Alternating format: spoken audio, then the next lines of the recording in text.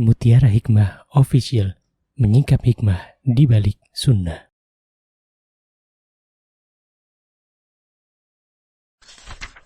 Salurkan donasi terbaik Anda untuk mendukung dakwah Mutiara Hikmah Official. Mau haji yang gak pakai antri? Daftar sekarang, insya Allah 2024 berangkat. Gratis keberangkatan umroh sebelum haji. Dibersamai oleh Ustadz Hanan Yasir dan juga Ustazah Imro'atul Azizah. Buruan daftar sekarang juga, sebelum harga naik.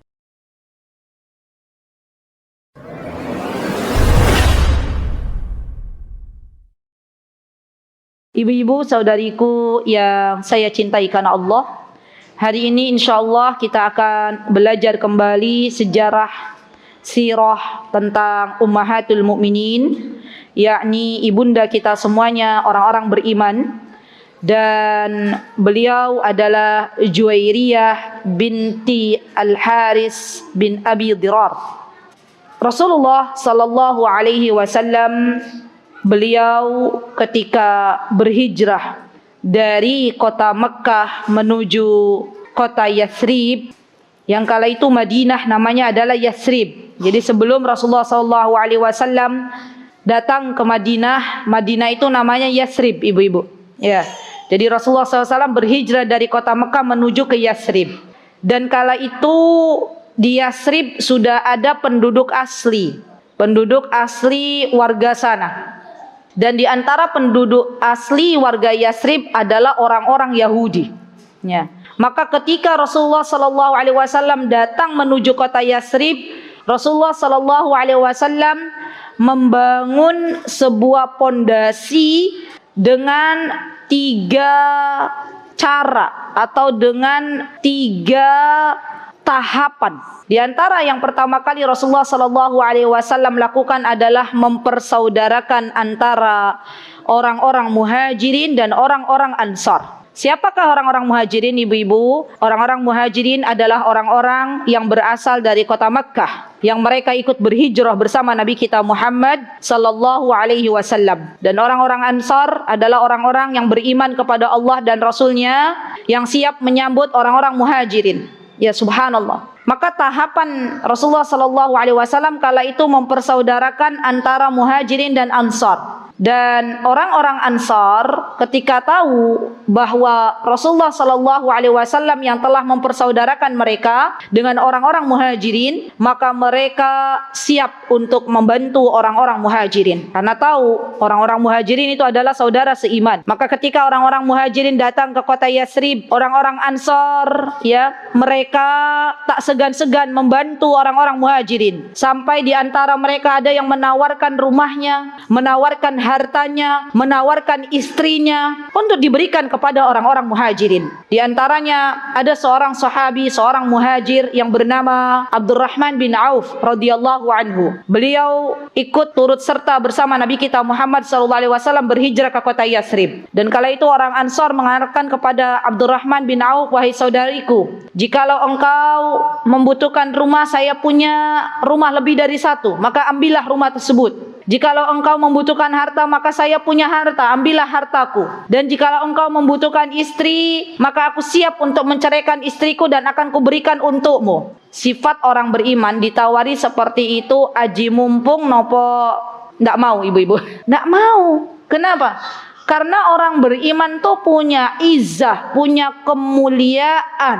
Ya, bukan sifatnya aji mumpung ditawari ya wis, ya saya ambil. Tidak. Abdurrahman bin Auf kala itu mengatakan kepada sahabatnya orang Ansar, "Tunjukkan di mana pasar. Saya akan berbisnis mulai lagi dari nol," kata Abdurrahman bin Auf. Subhanallah. Allahu Akbar, ibu-ibu. Betapa cintanya orang-orang Ansar kepada orang muhajirin, dan begitu pula orang-orang muhajirin begitu bangganya kepada saudaranya itu orang-orang Ansar. Masya Allah. Jadi Rasulullah SAW menyatukan antara orang Ansar dan orang-orang muhajirin. Yang kedua, yang Rasulullah SAW lakukan ketika beliau pertama kali berhijrah ke kota Yathrib, maka beliau membangun Masjid Nabawi sebagai tempat untuk beribadah, untuk sholat, sebagai tempat untuk bermunajat kepada Allah Subhanahu wa ta'ala. Dan yang ketiga, Rasulullah sallallahu alaihi wasallam adalah orang yang paling cerdas di antara hamba Allah yang ada di muka bumi ini. Maka Rasulullah SAW kala itu tahu bahwa di antara penduduk kota Yasrib itu tidak semuanya beriman kepada Allah dan Rasulnya. Rasulullah sallallahu alaihi wasallam bukan orang yang kejam, bukan sama sekali. Rasulullah sallallahu alaihi wasallam beliau menawarkan kepada orang-orang yang belum beriman kala itu untuk mengadakan sebuah perjanjian. Apa perjanjiannya? Kata beliau, mari kita bersama-sama menjaga kota Yasrib yang tercinta ini. Apabila ada musuh datang menggempur kota Yasrib, maka kita bersama-sama melawannya. Ya subhanallah. Dan kita beribadah sesuai dengan keyakinan kita masing-masing. Jadi kalau ada yang mengatakan Islam itu bukan agama yang toleran, itu salah besar. Ya, toleransi dalam Islam itu adalah toleransi ketika kita memiliki sebuah keyakinan dan kita beribadah dengan keyakinan kita masing-masing. Itu toleransi dalam Islam. Ya. Maka ketika itu ibu-ibu, Rasulullah SAW mengadakan perjanjian dengan orang-orang yang belum beriman agar mereka beribadah sesuai dengan keyakinannya. Rasulullah beribadah sesuai dengan keyakinannya. Ya, subhanallah. Dan pada suatu hari ada kabilah yang bernama Bani Mustalik. Apa nama kabilahnya? Bani Mustalik. Itu nama suku. Ya, di mana Bani Mustalik ini adalah suku yang dipimpin oleh seorang laki-laki yang bernama Harits bin Abi Dzirar. Ayahnya Juwairiyah. Harits bin Abi Dzirar. Ya. Nah, subhanallah ibu-ibu, Harits ini beliau bekerja sama dengan suku-suku lain yang belum beriman kepada Allah dan Rasulnya. Berencana ingin menyerang kaum muslimin yang berada di kota Yasrib. Subhanallah, dan kala itu Rasulullah SAW diberitahu oleh Allah Subhanahu Wa Taala akan keberadaan suku yang akan menyerang Rasulullah SAW. Maka Rasulullah SAW bersiap-siap, yang mengumpulkan pasukan yang ada untuk menyerang balik Bani Mustalik yang akan menyerang Rasulullah SAW dan kaum muslimin. Subhanallah. Dan ketika Rasulullah SAW ingin berperang, ya, datang ke Bani Mustalik, Rasulullah ikut dalam peperangan tersebut. Dan kepemimpinan kota Yasrib, kota Madinah kala itu diberikan kepada Zaid bin Harithah. Ya, Zaid bin Harithah ini adalah seorang sahabi. Subhanallah, Rasulullah SAW bersama para sahabatnya menuju ke sebuah tempat yang bernama Mustalik. Jadi Mustalik itu adalah sebuah tempat, ya, di mana di sana yang menjadi penduduknya disebut dengan Bani Mustalik. Ya. Namun sebelum Rasulullah sampai di perkampungan Bani Mustalik, maka ada salah satu utusan dari Bani Mustalik yang diperintahkan untuk memata-matai kaum muslimin. Ya, atas izin Allah, atas pertolongan dari Allah, mata-mata ini bisa ditangkap oleh kaum muslimin dan dibunuh. Ya, dan akhirnya Bani Mustalik pun tahu bahwa ternyata kaum muslimin memiliki kekuatan.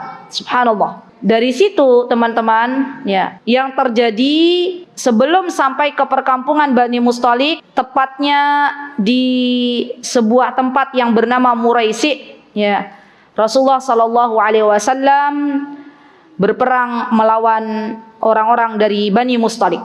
Subhanallah.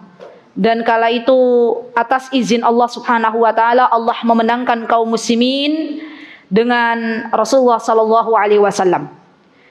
Jadi banyak yang meninggal dari kalangan Bani Mustalik. Di antara yang meninggal itu ada suaminya Ibunda Juwairiyah yang pertama. Suaminya Ibunda Juwairiyah yang pertama itu berasal dari kaumnya, dari kaum Bani Mustalik yang bernama Musaffi. Ya, Musaffi bin Marwan itu suami pertama Ibunda Juwairiyah. Termasuk orang yang meninggal dalam peperangan Muraisi atau Bani Mustalik. Ya, Masya Allah. Nah, ketika peperangan itu usai, maka orang-orang yang tidak terbunuh di peperangan tersebut menjadi tawanan. Dan tawanannya ada dari kalangan wanita, ada dari kalangan anak-anak, juga kaum muslimin mendapatkan ghanimah, mendapatkan harta rampasan berupa hewan ternak dan harta-harta yang lainnya. Sampailah akhirnya di antara tawanan tersebut ada seorang wanita, yang mana wanita ini adalah putri pemimpin kaum Bani Mustalik. Dulu Ibunda Juwairiyah sebelum Rasulullah sallallahu alaihi wasallam menikahinya, namanya beliau adalah Barrah. Barrah, ya. Artinya adalah kebaikan. Namun Rasulullah sallallahu alaihi wasallam mengganti nama Barrah menjadi Juwairiyah karena Rasulullah tidak mau ketika Rasulullah keluar dari rumah Barrah, maka Rasulullah artinya keluar dari kebaikan. Dan di dalam Islam, ibu-ibu, ketahuilah untuk nama itu dibagi menjadi 3. Ada nama yang dicintai oleh Allah Subhanahu wa taala, ada nama yang kita dilarang untuk memakainya, dan ada nama yang kita makruh untuk memakainya. Apa nama yang dicintai oleh Allah Subhanahu wa taala? Nama yang dicintai oleh Allah Subhanahu wa taala adalah Abdullah dan Abdurrahman. Dan termasuk di dalamnya nama yang dibolehkan untuk kita namai anak-anak kita adalah dengan nama para nabi. Ya, dengan nama orang-orang salih, orang-orang salihah, tapi yang sudah meninggal dunia, jangan yang masih hidup. Kenapa ibu-ibu? Karena kalau yang masih hidup, walaupun awalnya kita lihat orang tersebut salih dan salihah, kita belum tentu tahu bagaimana akhir kehidupannya. Ya. Jadi ibu-ibu kalau mau namain cucu ya, atau anak, ndak usah cari nama-nama yang susah-susah. Namailah anak-anak kita dengan nama Abdullah, dengan nama Abdurrahman. Itu 2 nama yang dicintai oleh Allah Subhanahu wa taala. Atau dengan nama para nabi. Siapa misalnya ibu-ibu? Siapa?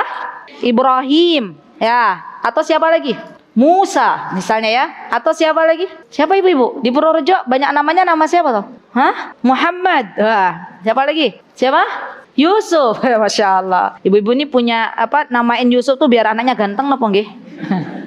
Nah, salah boleh. Yang penting menamakan anak-anak kita dengan nama para nabi. Atau Ismail misalnya boleh. Atau kita boleh menamakan anak-anak kita dengan Ummahatul Mukminin, ya. Misalnya dengan Sofia kalau anaknya perempuan, dengan Aisyah, dengan Khadijah, dengan siapa lagi yang pernah kita pelajari? Dengan Hafsah, ya. Itu nama-nama yang indah, ya. Zainab, ya, Masya Allah. Jangan namai anak-anak kita dengan pemain sepak bola. Apalagi pemain sepak bolanya bukan orang muslim. Kan kadang ada tuh ibu-ibu yang lagi hamil sukanya nonton sepak bola. Ya, ada nggak ibu-ibu? Ada, ya. Atau ngefan ke satu artis, ya. Jadilah anaknya dinamai dengan artis tersebut. Ingat, setiap nama itu ada miliknya. Kalau orang Arab mengatakan likulli ismin huwa nasibuh. Setiap nama yang disematkan oleh orang tua itu punya milik masing-masing, ya. Contoh diantaranya apa? Misalnya kita menamai anak kita dengan nama siapa misalnya ibu-ibu? Nama Ibrahim misalnya. Harapannya agar anak kita itu taat kepada Allah Subhanahu wa taala sebagaimana taatnya Nabi Ibrahim kepada Allah Subhanahu wa taala. Maka itu diperbolehkan. Ya. Yang kedua, ibu-ibu hati-hati, ya. Jangan asal milih nama Arab, ya. Tapi itu sebenarnya dilarang. Adalah nama-nama yang dilarang. Contoh, nama yang dilarang adalah nama penghambaan yang tidak disandarkan kepada Allah. Misalnya siapa? Abdul Ka'bah, hambanya Ka'bah. Namanya bagus tapi Abdul gitu, ya. Cuma nanti Abdulnya Abdul siapa? Abdul Ka'bah tidak boleh. Abdul Hajar tidak boleh, hambanya batu, ya. Siapa lagi ibu-ibu? Abdul Uzza, itu juga enggak boleh disandarkan kepada berhala. Atau menamai, ini hati-hati, ya, anak kita dengan lafaz Allah atau dengan nama-nama Allah yang semisal. Ibu-ibu enggak boleh menamai anak ibu-ibu dengan nama Rahman. Tapi kan bagus ustazah artinya gitu. Dengan nama Rahim itu juga tidak boleh, karena itu namanya Allah Subhanahu wa taala. Kalau mau namain maka namailah Abdurrahman, Abdurrahim, Abdul siapa? Abdul Malik, Abdul Jabbar, siapa lagi ibu-ibu? Abdul Razzaq, ya misalnya, ya. Abdul siapa lagi? Abdul Ghani ya misalnya. Itu semuanya boleh ya. Dan yang makruh adalah nama-nama yang itu merupakan nama yang kita kalau sebuah sifat ya disebutkan dalam kitab Sahih Adabul Mufrad. Ini kemarin baru dibahas di hari Kamis di kajian Ummahat Yogyakarta bahwa di antara nama makruh adalah misalnya nama Barroh. Ya, Barroh itu kebaikan. Kenapa kita dimakruhkan memakai nama itu? Karena khawatir kalau Barroh dipanggil ada berarti kebaikan. Oh, kebaikannya ada. Barroh dipanggil Barroh mana? Barroh tidak ada. Berarti kita mengatakan kebaikannya tidak ada.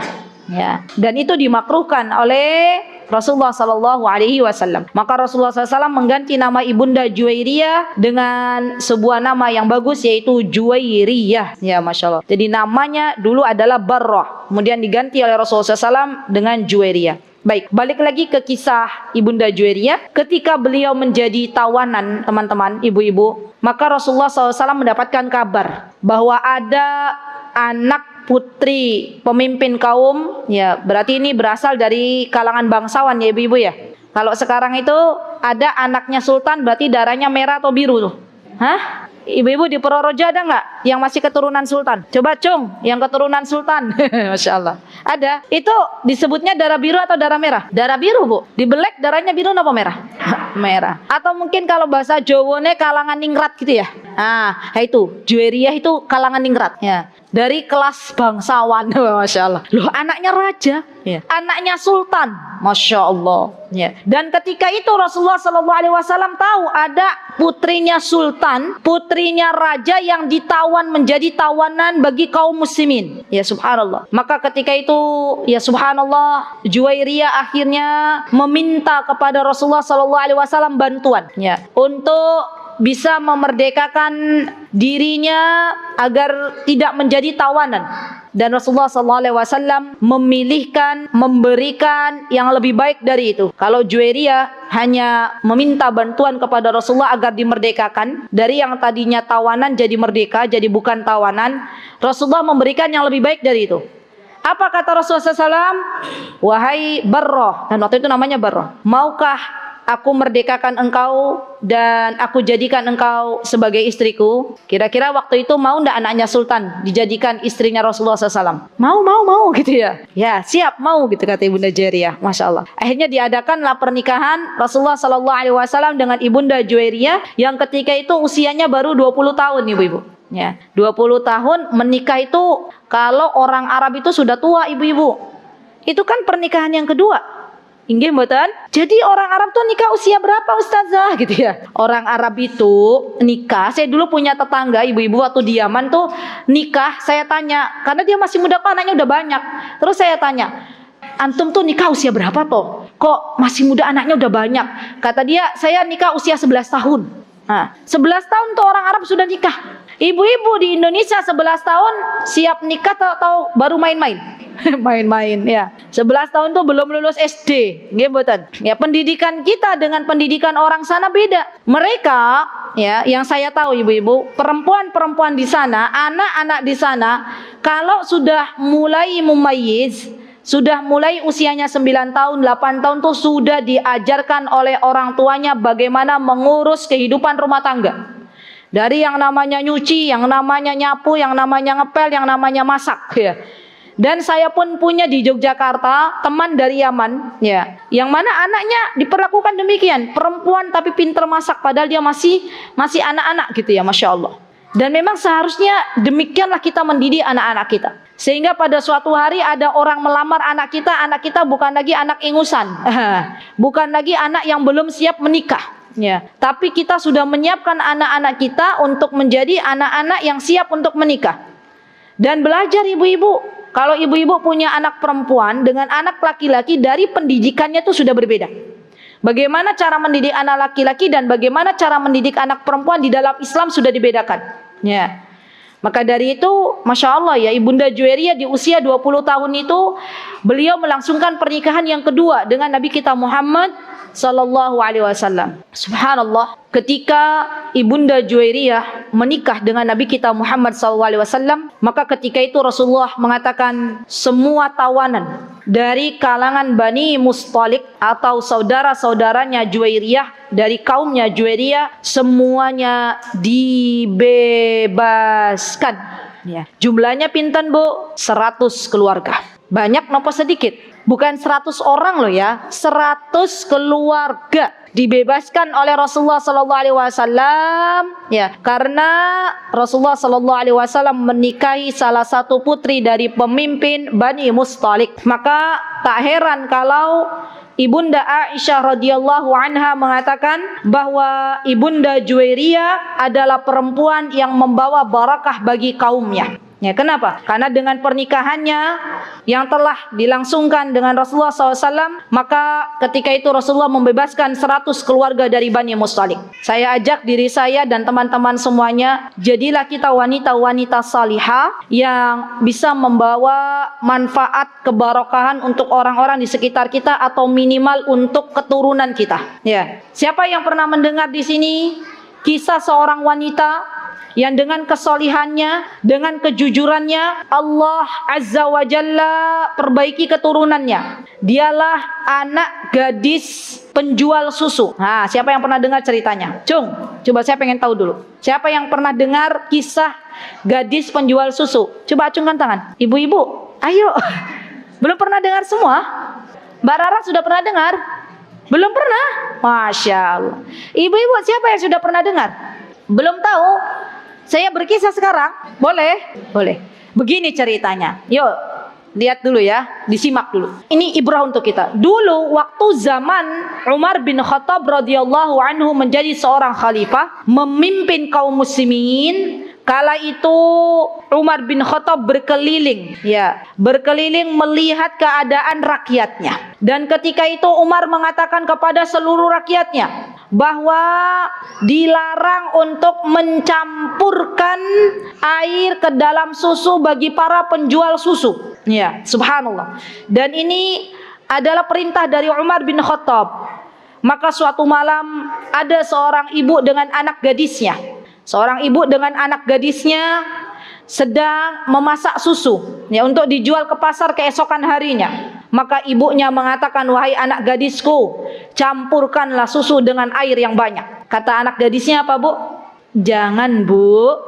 Kalau orang Purworejo manggil kepada ibu apa? Bu Mama. Oke. Jangan, Mak, gitu ya. Khalifah Umar melarang itu.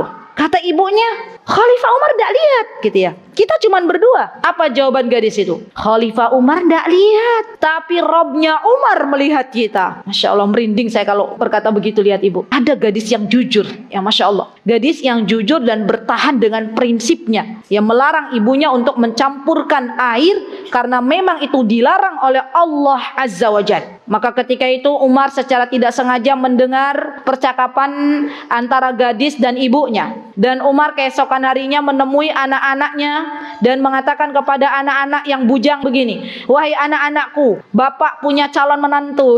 Ya Masya Allah. Keren loh Bu, zaman dulu tuh yang namanya cari menantu tuh yang nyari bukan anak-anak loh, bukan, ibunya.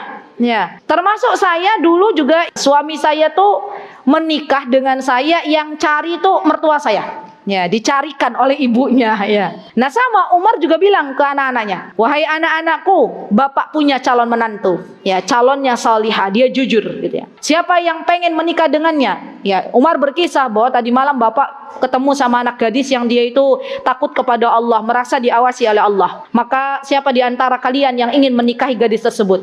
Subhanallah, putranya Umar yang bernama Asim siap untuk menikah. Maka dilamarkanlah Asim ya untuk gadis tersebut, ya Masya Allah, dan menikahlah Asim dengan gadis tersebut.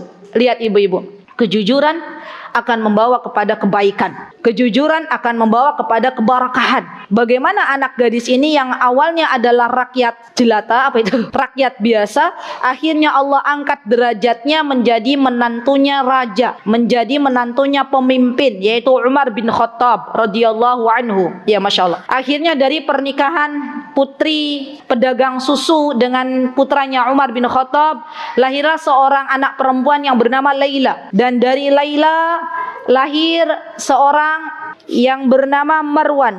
Dan dari Marwan lahirlah seorang anak yang bernama Abdul Aziz. Ya, Abdul Aziz bin Marwan. Dan kemudian subhanallah kita tahu bahwa dari Abdul Aziz bin Marwan lahirlah seorang anak yang bernama Umar. Masya Allah ya. Jadi itu Umar bin Abdul Aziz bin Marwan bin Asim bin Umar. Ibu-ibu pusing nggak? Intinya ini Umar bukan Umar bin Khattab, tapi cicitnya Umar. Apa sih kalau di Jawa itu? Cicit, cangga, berarti cangganya. Ya, cangganya Umar. Ya. Jadi Umar bin Abdul Aziz itu cangganya Umar. Masya Allah, cangganya Umar bin Khattab radhiyallahu anhu. Dan kita tahu kalau ibu-ibu baca sejarahnya Umar bin Abdul Aziz, maka akan ditemukan ketika Umar bin Abdul Aziz ini memimpin ya sebuah negeri, maka Umar bin Abdul Aziz menjadi pemimpin yang adil. Ya, baca tuh, ibu-ibu baca kisahnya Umar bin Abdul Aziz. Saya biasa bacakan kisah ini kepada putra saya. Ya, dan di situ banyak sekali nilai-nilai yang bisa diambil untuk pelajaran kehidupan kita. Umar bin Abdul Aziz itu orangnya qanaah, orangnya sangat takut kepada Allah Subhanahu wa taala. Beliau sering menangis. Beliau sering bertanya kepada rakyatnya, wahai rakyatku, apa yang kurang dariku? Ya, tidak ada satupun di zamannya Umar bin Abdul Aziz orang miskin, satupun tidak ada. Subhanallah, semuanya adil. Sampai-sampai hewan-hewan yang ada pada zaman Umar bin Abdul Aziz itu merasa diopeni, merasa semuanya sejahtera. Jadi bukan hanya manusia, tapi hewan-hewan yang ada juga merasa dikasih makan. Masya Allah. Dan itulah Khalifah ya Umar bin Abdul Aziz. Subhanallah, pemimpin kaum muslimin yang mana beliau masih keturunannya Umar bin Khattab radhiyallahu anhu. Baik, jadi lihat kejujuran seorang wanita, Allah berikan hadiah, Allah perbaiki anak keturunannya. Juwairiyah dengan kejujurannya lebih memilih Allah dan Rasulnya ketimbang ayahnya. Jadi waktu itu ayahnya tahu bahwa Juwairiyah ini masuk Islam, datang kepada Juwairiyah, siapa yang kau pilih wahai putriku, ayah atau Rasulullah? Maka Juwairiyah lebih memilih Allah dan Rasulnya. Dan dari situ akhirnya Juwairiyah membawa keberkahan untuk kaumnya. Kaumnya yang dimerdekakan sebanyak 100 keluarga akhirnya masuk Islam. Subhanallah, betapa luar biasanya ibunda Juwairiyah mendapatkan panen pahala di sisi Allah Subhanahu wa taala. Ibu-ibu, kalau ibu-ibu mengajak satu orang saja berdakwah kepada orang yang belum masuk Islam, kemudian dia masuk Islam, maka kita itu seperti mendapatkan unta merah. Masya Allah, lebih baik dari itu. Maka dari itu yuk kita berlomba-lomba untuk mengajak ya berdakwah dengan cara yang baik, bukan dengan cara memaksa kepada orang-orang yang belum beriman kepada Allah agar mereka beriman kepada Allah dan Rasulnya. Subhanallah. Dan ibunda Juwairiyah teman-teman ya, waktu itu beliau termasuk orang yang cantik dan enak dipandang ya. Sampai-sampai ibunda Aisyah mengatakan, sungguh tidak ada wanita yang lebih enak dipandang, yang lebih rupawan, yang lebih cantik, yang lebih jelita dari ibunda Juwairiyah. Masya Allah ya. Dan ketika itu Rasulullah SAW pun mencintai ibunda Juwairiyah. Rasulullah mengajarkan ibunda Juwairiyah dengan berbagai macam ibadah. Di antaranya ketika itu Rasulullah SAW pernah menemui ibunda Juwairiyah dalam keadaan sedang berpuasa di hari Jumat. Maka Rasulullah mengatakan kepada ibunda Juwairiyah, wahai istriku, apakah ketika engkau berpuasa di hari Jumat, hari Kamis kemarin kamu berpuasa? Kata ibunda Juwairiyah, tidak. Apakah besok ada niat kamu untuk berpuasa di hari Ahad? Kemudian kata ibunda Juwairiyah, tidak. Ya. Atau di hari Sabtu? Tidak. Ya. Maka kata Rasulullah SAW, hendaklah engkau berbuka. Ya, jadi tidak boleh menyendirikan puasa di hari Jumat kecuali memang ada puasa Daud misalnya, atau puasa-puasa sunnah yang itu bertepatan di hari Jumat. Nah itu boleh. Tapi kalau cuma saya mau puasa hari Jumat, nggak ada asbabnya, nggak ada sebabnya, maka itu tidak diperbolehkan. Dan ibunda Juwairiyah seorang yang sangat taat kepada Rasulullah. Ketika Rasulullah melarang untuk berpuasa di hari Jumat, ya dengan hari Jumat saja puasanya, maka ibunda Juwairiyah kala itu berbuka. Ya subhanallah. Termasuk diantaranya ibu-ibu Ibunda Juwairiyah itu bukan hanya terkenal sebagai istri yang taat kepada suaminya. Beliau juga termasuk orang yang ahli ibadah. Orang yang cukup dekat dengan Allah Subhanahu wa taala. Ya, pernah suatu hari Rasulullah sallallahu alaihi wasallam mendapati Ibunda Juwairiyah sedang berzikir kepada Allah Subhanahu wa taala. Dan Rasulullah menemui Ibunda Juwairiyah. Dan ketika Rasulullah tahu bahwa Ibunda Juwairiyah sedang berzikir, maka Rasulullah SAW meninggalkan Ibunda Juwairiyah. Sampai kemudian beliau kembali masih mendapati Ibunda Juwairiyah masih dalam keadaan berzikir kepada Allah Subhanahu wa taala. Ini menandakan bahwa beliau termasuk seorang ibu dari kalangan orang-orang beriman yang sangat cinta dengan ibadah. Ya, Masya Allah.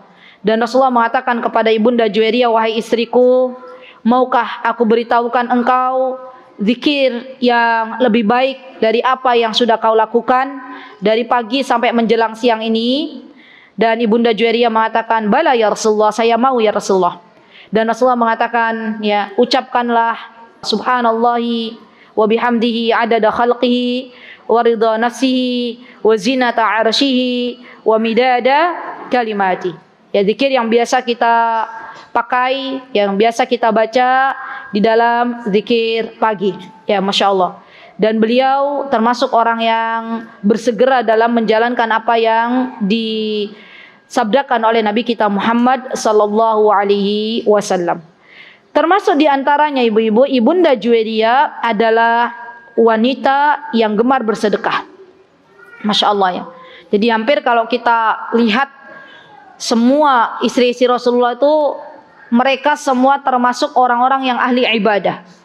Orang-orang yang taat kepada suaminya. Orang-orang yang gemar bersedekah. Maka tirulah sifat-sifat mereka untuk kita bisa lakukan di dalam kehidupan sehari-hari. Esok yang akan mempertanggungjawabkan amal solih di hadapan Allah adalah diri kita, ibu-ibu. Maka yuk fokuskan evaluasi diri kita masing-masing. Sudahkah kita menjadi hamba Allah yang baik? Lihat aib kita, lihat dosa kita, lihat maksiat kita. Karena terkadang kita banyak melihat aib orang lain dan lupa dengan aib kita. Kita banyak mengoreksi orang lain tapi kita lupa dengan kesalahan kita. Terkadang kita sibuk dengan urusan orang lain tapi kita kurang memperhatikan diri kita. Cobalah lihat, ya, evaluasi diri kita masing-masing. Apakah kita itu sudah benar ibadahnya? Apakah kita sudah menjadi ibu yang baik? Apakah kita sudah menjadi istri yang baik? Apakah kita sudah menjadi hamba Allah yang baik? Kalau kita dapatkan kita belum menjadi istri yang baik, maka bersegeralah mentaati suami kita. Karena di antara bentuk keteladanan seorang ibu adalah menjadi istri salihah. Ya.